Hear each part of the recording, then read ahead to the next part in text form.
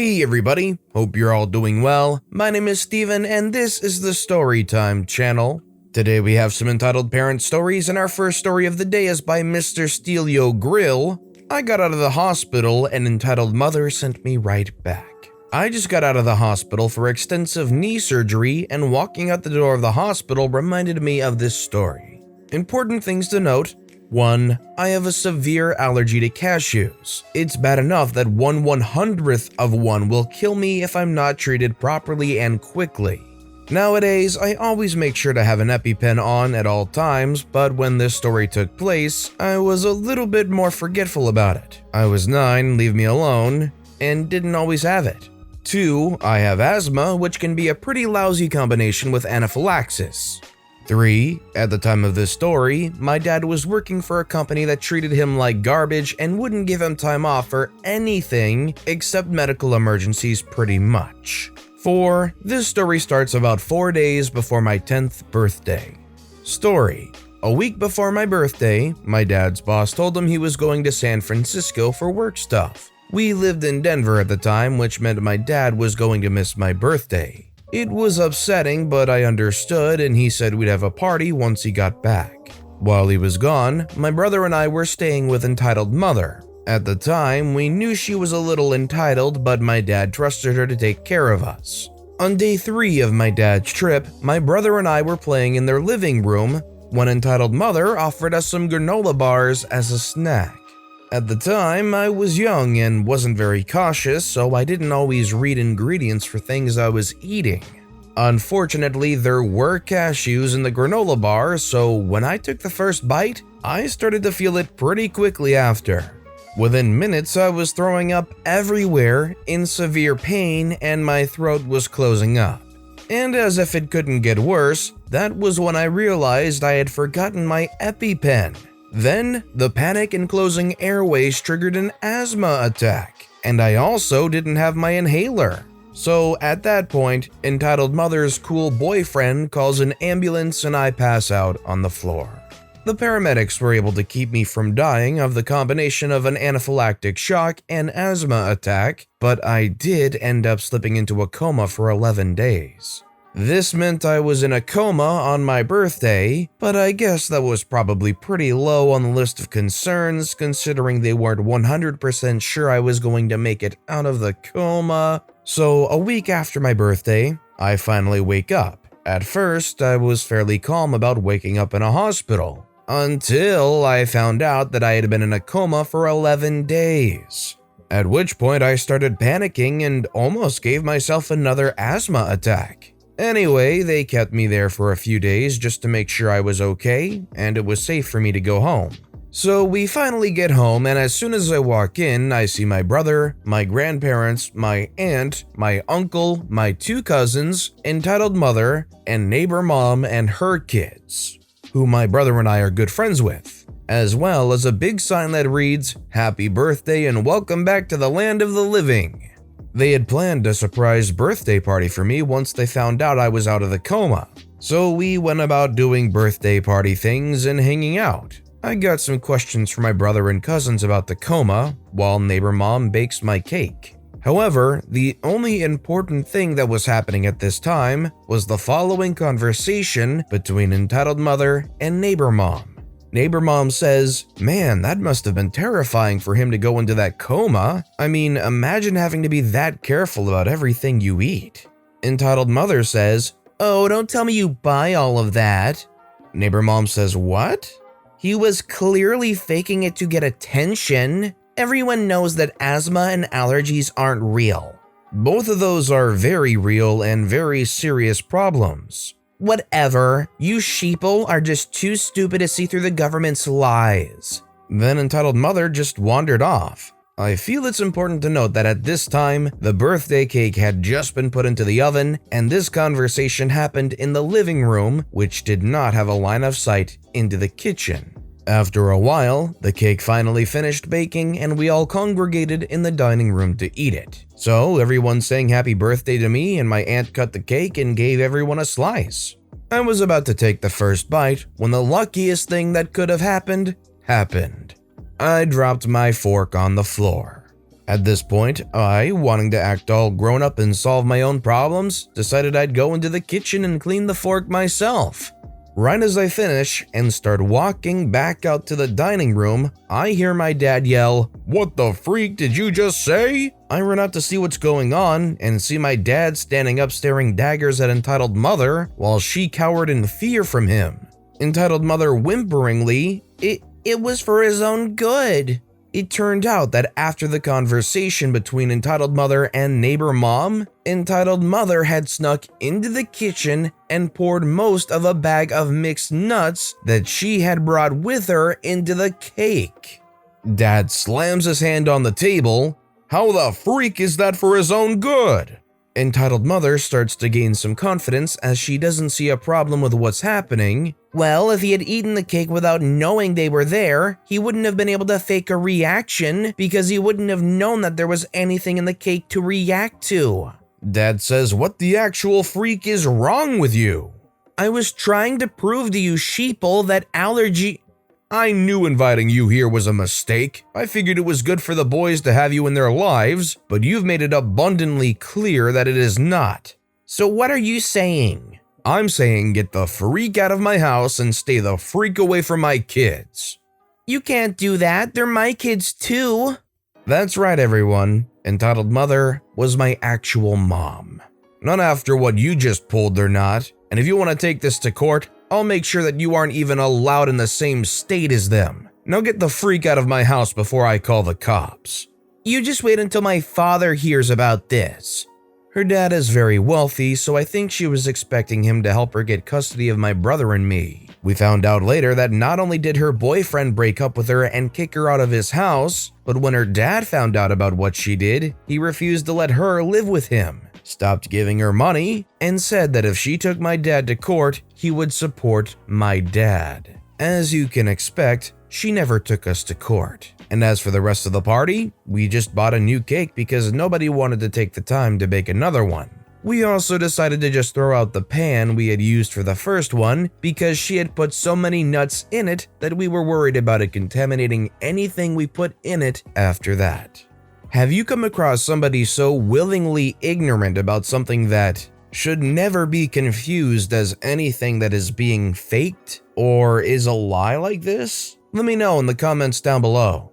Our next story is by Cranky Throwaway, entitled Mother Tried to Kill Me Over Coffee. This isn't my story, but a friend's story. They don't use Reddit, but they said I could share it. Please be nice, it takes a lot for someone to share a story like this. Time details are intentionally vague. The title is the TLDR, the entitled mother is my own mother. This event happened in January of the early 2000s and I'm on my phone. I started working at age 13 to pay bills because my mom thought by having the power cut off and having no food in the house was a good punishment. Since I had to work so much, I bought a car at age 16, so I no longer had to walk 2 miles to school, 4 miles to work, and then 5.5 miles home every day.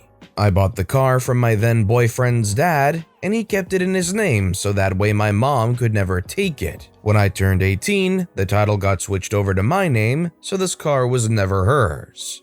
One day in January, I was in the kitchen gathering my lunch to go to work for the day when my mom came in. This was highly unusual because she was never up before noon. I just ignored her presence. "Where are you going this early?" "Work." "Don't be rude to me. I want you to go and get me a coffee before you go to work." "No, sorry, I don't have the time or money to get you a coffee and bring it back before I go to work." "Excuse me? What did you just say to me?" "I don't have the time right now. I'm going to be late." "Fine. In that case, you lose your car privileges for 3 weeks. She lunges for my keys, which were in my hand. "What? No, I have to get to work." "No. You don't disrespect me in my own house and think you can run around all willy-nilly. You're not going anywhere."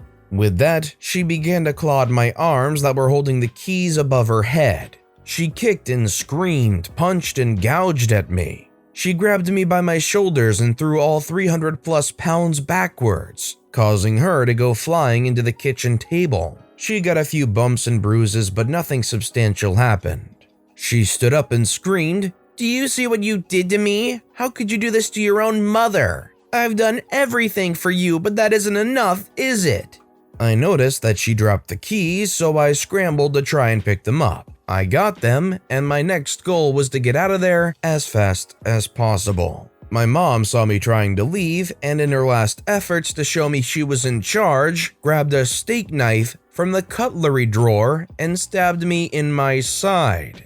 I just laid there in shock. She got up, brushed herself off, and went to sit in the living room. After a moment of utter shock, I crawled to a phone and called the police.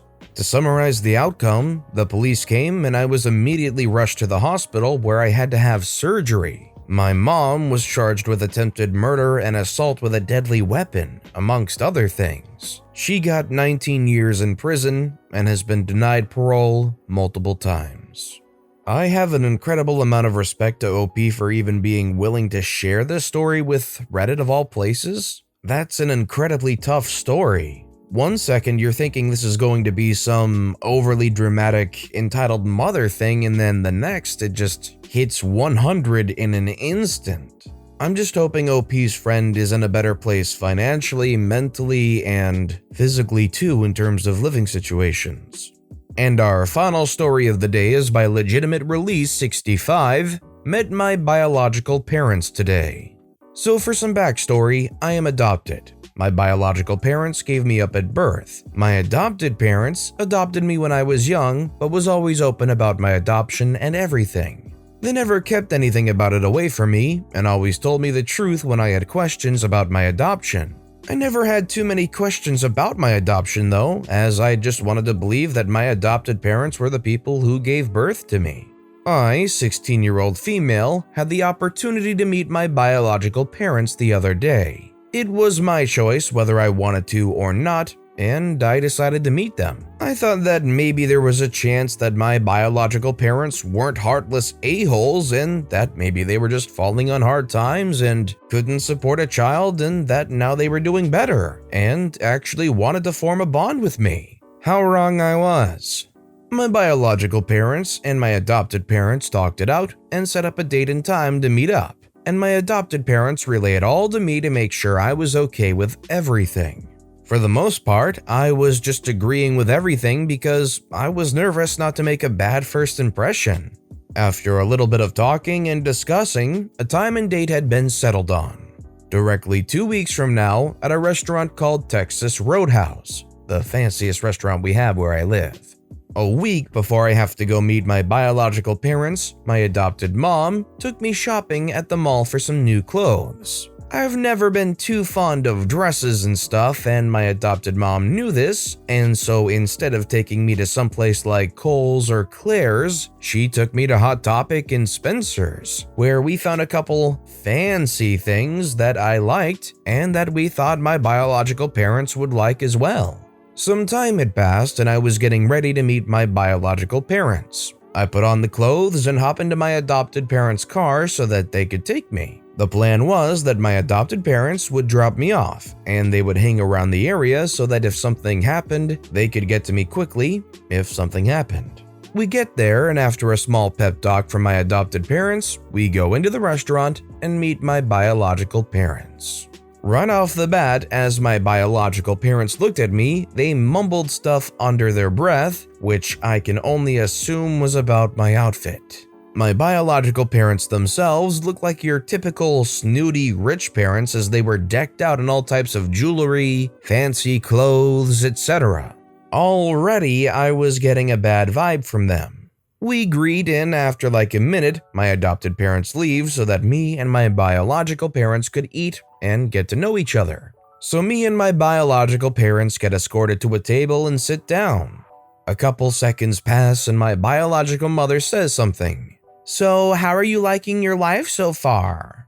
It's good. My biological dad then chirps in. "Tell us about it." There's not much to tell you about. I live as I presume any normal child would." "Okay, do you have a boyfriend?" I froze at this question. I am lesbian, and although I normally am not afraid to show it, I was this time. My biological parents looked like very judgmental people, and I didn't want to have a bad first impression. After a couple of seconds of silence, I gave them the best answer I could. No, I told them I didn't have a boyfriend, which technically wasn't lying. The rest of the day goes pretty much exactly like this, just with a couple typical Karen things thrown in by my mom. She would constantly snap and call over waiters, treat the staff like crap, etc. All of this was pretty bad, and I wanted to call my adopted parents and leave, but for whatever reason, decided not to. An hour or two of awkward entitlement pass, and just as I was about to finish my food, my biological parents say something I will never forget. "OP, we need your help with something. You have a biological brother who is currently in the hospital. He got into a car crash a couple days before we contacted you. He needs a kidney transplant, and your dad and I have both offered up ours, but we weren't matches. The only person who does have a match is you. We hope you're willing to give up your kidney for your brother." This broke me. I now knew why they all of a sudden wanted to meet up with me. They didn't want to form a relationship with me or get to know me. They wanted to use me to save their actual son. I did not know I had a brother. At that point, I frankly did not care. I told them no. They abandoned me as a child, and 16 years later, they want me to save a brother I never knew existed. I told them no and walked out. I walked out of the restaurant and called my adopted parents, my real parents. I told them to come pick me up, and they said they were at the Target right next door to me and said to wait in the car or come look for them in the store. I opted for the car. I didn't want to be around anyone at that point, so I just walked and searched for my adopted parents' car. My biological parents probably came after me, but I don't know that for sure, as when I left the restaurant driveway, I didn't look back. After about 20 minutes in the car crying, my adopted parents come and immediately noticed that I was crying despite my best efforts to hide it. They asked what was wrong, and I told them everything. They seemed just as upset as I was, but comforted and consoled me the whole time. I'm glad I'm adopted, because as far as I'm concerned, my real and only parents are my adopted ones. We definitely had a very emotionally heavy few stories today. There's not much more you can say about OP's story here than that it's heartbreaking. It feels like such a crap thing to do to somebody that you feel like it's some kind of fictional show, not a real story. I'm just glad OP has amazing, real parents. But with that being said, that's all the time we have for today. So if you have a favorite story of the day, let me know which story and why in the comments down below. But besides that, if you enjoyed the video, please consider giving it a like. And if you haven't, subscribe and turn notifications on so you'll never miss an upcoming video. No matter what you do, whether it's just viewing the video, liking, subscribing, turning notifications on, I appreciate the heck out of it. Every little thing that you do helps the channel grow that much more, and I can't thank you enough for it. So until next time, I hope you all have a wonderful day, and I'll be right here next time on the Storytime channel.